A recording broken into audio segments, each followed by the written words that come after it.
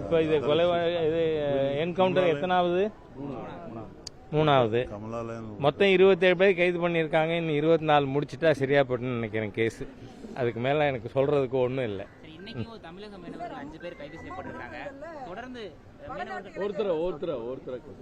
மீனவர்கள் கைது செய்யக்கூடிய சம்பவம் நடந்துட்டே இருக்கு. இலங்கையில புதிய அரசு அமைந்திருக்கு.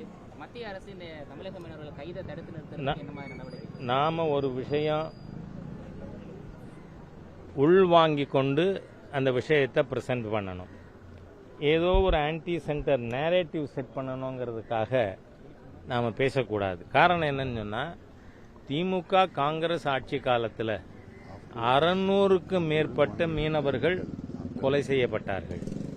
ஆனால் மாண்புமிகு பிரதமர் மோடி அவர்கள் ஆட்சிக்கு வந்த பிறகு இதுவரை ராமேஸ்வரத்தை சேர்ந்த ஒரு மீனவர், அதுவும் மீனவர் பிரச்சனைக்காக கொல்லப்படலை. அன்னைக்கு ஸ்ரீலங்காவை இந்தியா ஜெயிச்சிடுது கிரிக்கெட்டில். அதனால ஸ்ரீலங்கா கடற்படை ஒரு மீனவரை கொன்னுது. அது தவிர நடக்கலை, எந்த கொலையும் நடக்கலை.